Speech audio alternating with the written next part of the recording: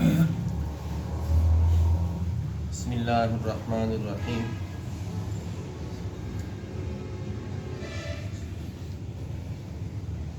جس طرح قرآن مجید میں سورۃ الفاتحہ یہ پورے قرآن مجید کا نچوڑ ہے، اور اس سورت کا نام ہے ام الکتاب۔ اس سورت کا نام کیا ہے؟ ام الکتاب۔ اسی طرح ام السنہ اس حدیث جبرائیل کو کہا جاتا ہے کہ اس میں دین اور ضروریات دین کی جتنی بھی چیزیں ہیں ساروں کا احاطہ کیا ہوا ہے، اسلام کا، ایمان کا، احسان کا۔ اب یہ جو حدیث ہے محدثین فرماتے ہیں کہ یہ نبی علیہ الصلاۃ والسلام کے آخری زندگی میں یہ حدیث جبرائیل آئے اور یہ سوال جواب ہوئے، تو اس سے اشارہ اس کی طرف ہے کہ جو 23 سال میں نبی علیہ الصلاۃ والسلام نے دین کو، شریعت کو، اسلام کو، اللہ کے احکام کو امت تک پہنچایا تھا، صحابہ کے سامنے اس کا ایک مرتبہ دوبارہ تذکرہ کرنا مقصود تھا۔ اب جب یہ سوال کیا ہے کہ قیامت کب قائم ہوگی، تو جواب میں کیا نبی علیہ السلام نے ارشاد فرمایا کہ سوال کرنے والا جواب دینے والے سے زیادہ جانتا ہے۔ کیا مطلب؟ یعنی جتنا آپ کو پتہ ہے کہ آپ کو قیامت کے بارے میں کوئی علم نہیں، اتنا مجھے پتہ ہے کہ مجھے بھی قیامت کے بارے میں کوئی علم نہیں۔ اور اشارہ کیا اس آیت کی طرف کہ ان 5 چیزوں کا علم صرف لا یعلمها الا اللہ، سوائے اللہ کے اور کوئی نہیں جانتا۔ ان 5 چیزوں میں ایک چیز وہ قیامت، کہ قیامت ہو کب قائم ہو۔ اب جب یہ جواب ملا تو آگے سے جبرائیل علیہ السلام نے پھر سوال کیا کہ وہ علامات قیامت کے بارے میں تو بتائے۔ تو نبی علیہ الصلوۃ والسلام نے ارشاد فرمایا کہ جب لونڈی باندی اپنے آقا کو جنے گی۔ جتنے بھی اس حدیث کے تشریح کرنے والے ہیں تو انہوں نے یہ کہا ہے کہ اس سے مراد یہ ہے کہ قیامت کے قریب اور قیامت کے علامات میں سے ایک علامت یہ ہے کہ بیٹی اپنی والدہ کی نافرمانی شروع کرے گی۔ حالانکہ سب سے زیادہ اطاعت کا عنصر جو بیٹی میں موجود ہوتا ہے وہ بیٹے میں نہیں ہوتا۔ تو ایک وقت ایسا آئے گا کہ وہ اپنی والدہ سے ایسی بات کرے گی اونچی آواز سے کہ تجھے کچھ پتہ نہیں ہے، تو نہیں سمجھتی، جیسا کہ اس نے اس کو جنا ہو۔ تو اس سے مراد یہ ہے کہ بیٹیاں نافرمان بن جائیں گی اپنے ماؤں کی۔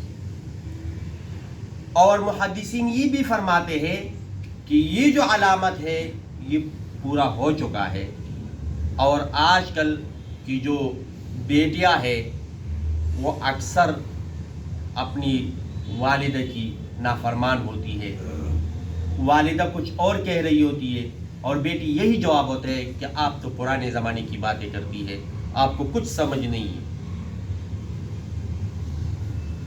اور دوسری علامت یہ ہے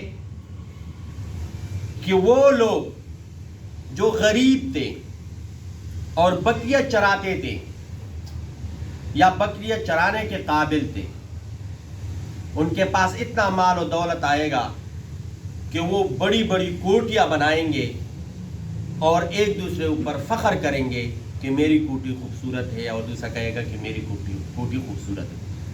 تو بلند بلند عمارتیں بنائیں گے، بڑے بڑے عمارتیں بنائیں گے۔ اور محدثین نے اس سے مراد لیا ہے کہ اس کا مطلب ہے اذا وسد الامر इला गैर अहलिही, कि जब कोई हुकूमत, इख्तियार, मनसब, मर्तबा ऐसे लोगों को दिया जाए जो उसके अहल न हो, जो उसके अहल न हो। किसी भी कंपनी में मैकेनिक है और उसके सीट खाली हो गया, उसकी जगह हमने ऐसे बंदे को ले आया कि जिसने कभी वो चाबी, नट और ये चीज़ें देखी नहीं है, न कोई उनको पता है कि गाड़ी चलती कैसी है, बंद कैसी होती है, तो वो गाड़ी का बेड़ा ही गर्क कर देगा। तो इसी तरह जब कोई मामला उसके सुपुर्द किया जाए जो उस मामले का अहल नहीं है, तो ये क़यामत का अलामत में से एक अलामत है, और ये भी पूरा हो रहा है। लोग उसको नहीं देखते, तजुर्बे को, लोग सिफारिश को देखते हैं, पैसों को देखते हैं कि इसकी सिफारिश कितनी बड़ी है और इसने पैसे कितने दिए हैं, तो उस सीट के लिए फिर वही वो सेलेक्ट हो जाता है जिसने पैसे ज़्यादा दिए हो और जिसकी सिफारिश तगड़ी हो। और जो बेचारा पढ़ा लिखा हो, तजुर्बा भी हो, लेकिन उसका सिफारिश न हो, उसने पैसे नहीं दिए हो, तो उसका जॉब बहुत मुश्किल से उसको मिलता है। अब ये जो हदीस है, उम्मुस सुन्ना इसको कहा जाता है, उम्मुस सुन्ना। और ये हदीस इतनी अहम है कि इमाम मुस्लिम ने सही मुस्लिम मुकद्दमे के बाद फ़ौरन यही हदीस बयान की, और इमाम बुखारी ने, इमाम बग़वी रहमतुल्लाह अलैह ने भी इसी हदीस को किताब के शुरू में ज़िक्र किया है। तो इससे पता चलता है कि तीन चीज़ें इस हदीस में हमें निचोड़ मिलता है कि जो चीज़ें अल्लाह रब्बुल इज़्ज़त की तरफ से है, बंदा उसकी मुकम्मल ताबेदारी करे और अपने आप को सुपुर्द कर दे अल्लाह के। इसका नाम है इस्लाम। इसका नाम क्या है? इस्लाम। इस्लाम। इसको कहते हैं सरेंडर। और वो गैबी चीज़ें जिसका अल्लाह ने पैगंबरों को बताया, अब पैगंबरों ने अपने उम्मत को बताया, उम्मत उन चीज़ों पे ईमान लाए। कुरान मजीद के शुरू में क्या लिखा है? अल्लज़ीना युमिनूना बिल गैब। मोमिनीन और मुत्तकीन वो लोग हैं जो गैब पर ईमान लाते। आखिरत का दिन हमने नहीं देखा, हशर हिसाब किताब हमने नहीं देखा, आमलनामा क्या होता है हमने नहीं देखा। जन्नत है, अच्छा, जहन्नम भी होगा, ये हमने, फरिश्ते हमने नहीं देखे, जिन्नात हमने नहीं देखे, लेकिन अल्लाह रब्बुल इज़्ज़त का हुक्म है कि ये है, बरहक है, इस पर ईमान लाओ। आमन्तु बिल्लाहि व मलाइकतिही व कुतुबिही व रुसुलिही वल यौमिल आखिरी। तो आखिरत का दिन, मलाइका, फरिश्ते, तो इन सब पे हमारा क्या है? ईमान है। तो वो चीज़ें जो गैबी है और अल्लाह रब्बुल इज़्ज़त ने पैगंबरों को और पैगंबरों के ज़रिए उम्मत को बताए, उम्मत उस पे ईमान लाए, इसका नाम क्या है? ईमान। ईमान।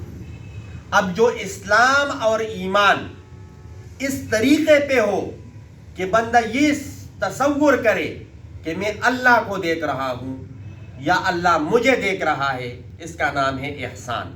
इसका नाम क्या है? एहसान। और बंदा क़यामत की सख्ती, हशर की सख्तियाँ, हिसाब व किताब देने की फिक्र, सोच, इसको देखकर फिर तक़वा इख्तियार करे, परहेज़गारी इख्तियार करे कि हमने एक न एक दिन हिसाब व किताब देना है, तो इसका नाम है क़यामत। इसका नाम क्या है? क़यामत। और ये सारी चीज़ें इस हदीस में ज़िक्र है। अल्लाह रब्बुल इज़्ज़त हमें पूरी ज़िंदगी जितनी बाकी है वो इस्लाम वाली नसीब फरमाए, आमीन। और ईमान के जितने भी मर्तबे हैं सबसे आला मर्तबे पर हमें फाइज फरमा दे, आमीन। और हमें क़यामत के दिन रसवा होने से बचाए, आमीन। और हमें सबके सामने जब वो रशाप वाले बैठे हुए हो और क्या है हुक्म हो, जाओ सीधे जन्नत में जाओ, तो अल्लाह रब्बुल इज़्ज़त ये भी हुक्म हमारे बारे में सादिर फरमा दे। आमीन। الحمدللہ رب